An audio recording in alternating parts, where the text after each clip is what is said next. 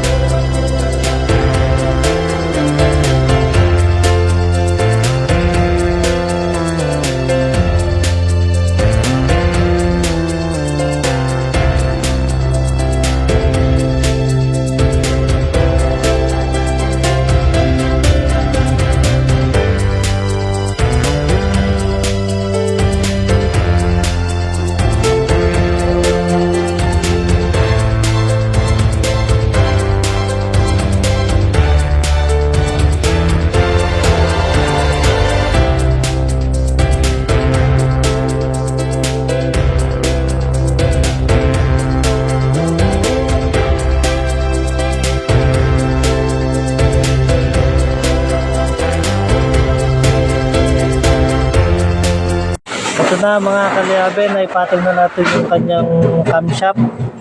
Kukumpletuhin na lang natin. Tapos papanda rin natin mga kaliabe. Mga kaliabe, na timing na natin tong Ford Everest. Ganito lang yung pag-timing ng Ford Everest mga kaliabe. Kung makikita nyo dito sa kanyang injection pump, yan. Tuturo ko guys yan. Ito yung kanyang marking. At ayun naman yung kanyang hiwa doon sa injection pump. Tapos sa may camshaft niya, nakatapat yung buhit na yan, mga kaliabe.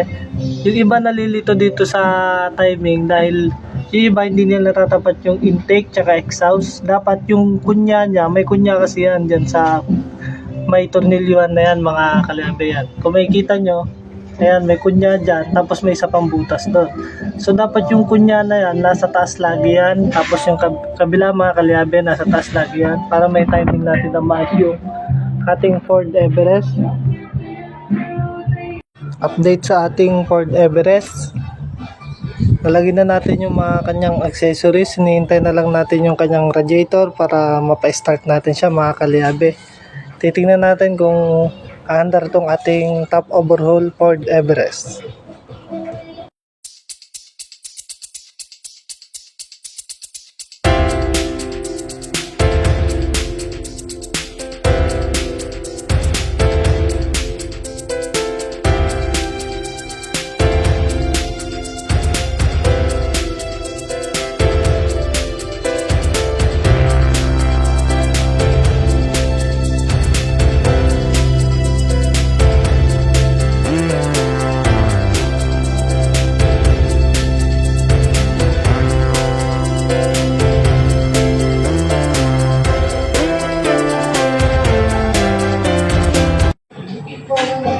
Ito na mga kaliabe, nakumpleto natin yung Ford Everest.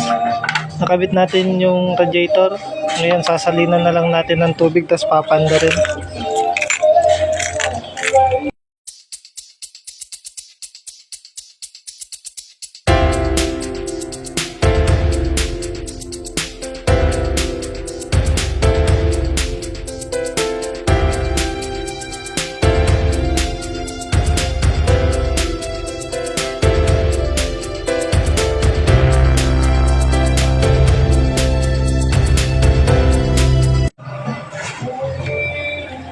Pitik muna, Je.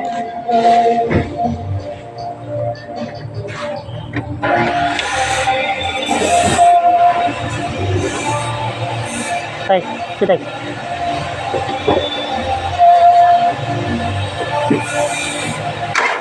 Tek, tek. Je, diretso.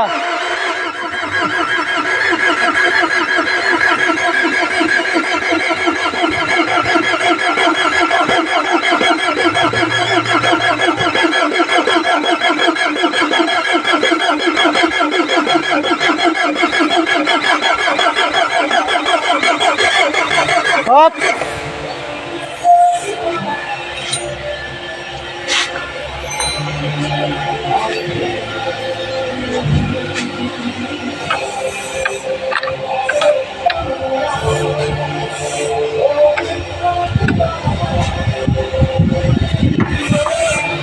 Gije, diretso.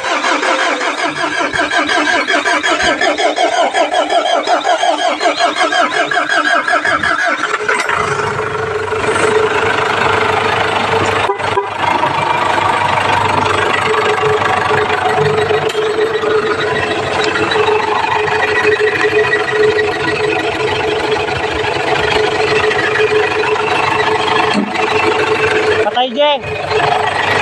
Patay. Start.